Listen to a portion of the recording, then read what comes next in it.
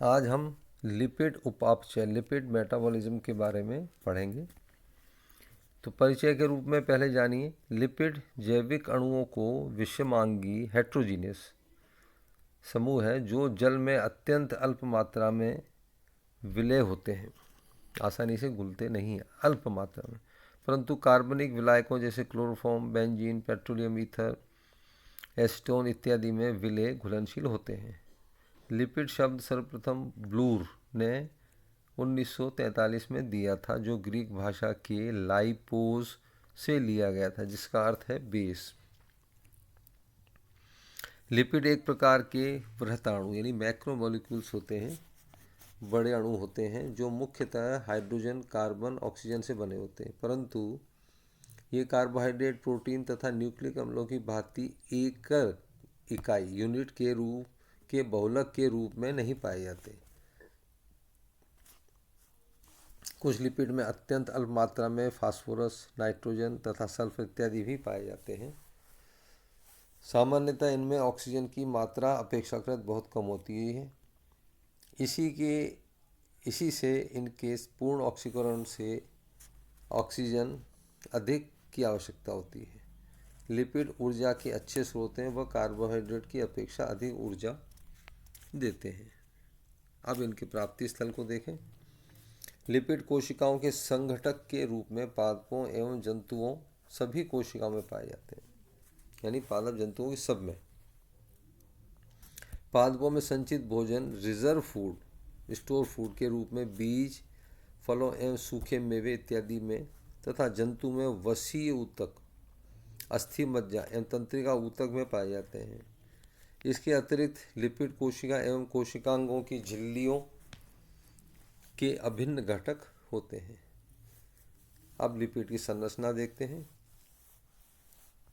अधिकांश साबुनीकरणीय lipid सेपोनिफिएबल lipids दो मुख्य घटकों एल्कोहल तथा वसा अम्लों से बनता है एवं एस्टर होते हैं। पादपों में सर्वाधिक मात्रा में उदासीन लिपिड पाए जाते हैं। ये लिपिड वसा अथवा तेल ट्राई एसाइल ग्लिसरॉल भी कहलाते हैं। ये त्रिहाइड्रोक्सी ट्राइहाइड्रिक एल्कोहल तथा ग्लिसरॉल एवं वसा अम्लों के एस्टर होते हैं तथा इन्हें टाई ग्लिसराइड भी कहते हैं। ट्राइग्लिसराइड में 3 वसा अम्ल एक समान होने पर ये सरल ट्राइग्लिसराइड तथा भिन्न प्रकार के होने पर मिश्रित ट्राइग्लिसराइड कहलाते हैं। तो हम इनके जो मुख्य घटक एल्कोहल और वसा के बारे में देखते हैं। तो सबसे पहले एल्कोहल। अधिकांश लिपिड में ट्राइहाइड्रिक एल्कोहल ग्लिसरॉल पाया जाता है, परंतु कुछ लिपिडों में दीर्घ श्रृंखला युक्त एल्कोहल भी पाए जाते हैं, जैसे सिटाइल एल्कोहल एवं विरिसाइल एल्कोहल इत्यादि। दीर्घ श्रृंखला युक्त एल्कोहल अधिकांशतः मोम में पाए जाते हैं। दूसरा, वसा अम्ल फैटी एसिड।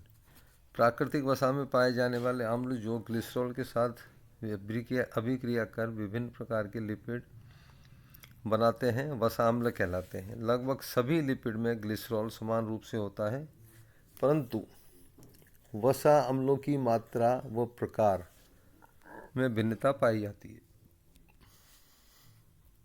ये सामान्यतः अशाखित लंबी अशाखित श्रृंखला युक्त होते हैं, जिनमें कार्बन की संख्या सम होती है, क्योंकि ये 2 कार्बन युक्त इकाइयों से बनते हैं।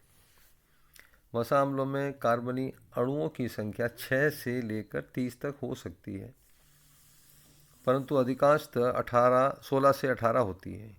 इनके एक छोर पर एक कार्बोक्सी समूह तथा शेष भाग श्रृंखला बनाता है।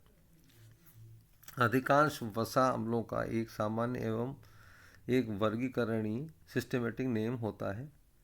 वसा अम्लों को 4 समूहों में विभाजित किया जा सकता है। क्रमशः ध्यान दें। पहला, संतृप्त वसा सैचुरेटेड फैटी एसिड। दूसरा, असंतृप्त वसा अम्ल अनसैचुरेटेड फैटी एसिड। तीसरा, श्राखित श्रृंखला युक्त वसा अम्ल ब्रांच्ड फैटी एसिड। चौथा, चक्रीय वसा अम्ल साइक्लिक फैटी एसिड। अब इन चारों के बारे में हम देखें। पहला संतृप्त वसा अम्ल सैचुरेटेड फैटी एसिड। इन वसा अम्लों की हाइड्रोकार्बन श्रृंखला में एकक बंध सिंगल बॉन्ड भी होते हैं, द्विबंध नहीं होते हैं। इन्हें R-COOH द्वारा निरूपित किया जा सकता है। इसमें R का सूत्र CH3CH2 ब्रैकेट में N की संख्या 1 एसिटिक अम्ल से लेकर 24 सिरोटिक एसिड तक हो सकती है। दूसरा, असंतृप्त वसा अनसैचुरेटेड फैटी एसिड। इन वसा अम्लों में एक अथवा अधिक द्विबंध डबल बॉन्ड होते हैं तथा इन्हें R-CH double bond CH bracket में CH2N COOH सामान्य सूत्र द्वारा निरूपित किया जाता है। इनका गलनांक संतृप्त वसा अम्लों की अपेक्षा कम होता है। ये वसा अम्ल प्रकृति में प्राणियों की अपेक्षाकृत पादपों में अधिक पाए जाते हैं। पादपों में ट्राइग्लिसराइड में अपेक्षाकृत अधिक मात्रा में असंतृप्त अम्ल पाए जाते हैं। Oleic acid, linoleic acid, linolenic acid ये उदाहरण थे। तीसरा है शाखित श्रृंखला युक्त वसा अम्ल। ये वसा अम्ल अधिकांश जंतु, वसा तथा जीवाणुओं में पाए जाते हैं। इनमें कार्बन अणु विषम संख्या में होते हैं। उदाहरण के लिए बैसिलस ट्यूबरकुलोसिस में ट्यूबरकुलोस्टिरिक एसिड। चौथा, साइक्लिक फैटी एसिड। इनकी संरचना में कम से कम एक अंश चक्रीय होता है। कभी कभी इनकी उपस्थिति पादपों एवं जीवाणुओं में पाई गई है, जैसे चैगमोग्रा में चेलमोग्रिक एसिड। अगला, हाइड्रोक्सी फैटी एसिड। इन वसा अम्लों में कार्बोक्सी समूह के अतिरिक्त हाइड्रोक्सी समूह भी होते हैं, जिनकी संख्या एक अथवा अधिक भी हो सकती है। ये वसा अम्ल अतृप्त अथवा असंतृप्त होते हैं। उदाहरण रिकोनिलिक एसिड, जूनिपेरिक एसिड।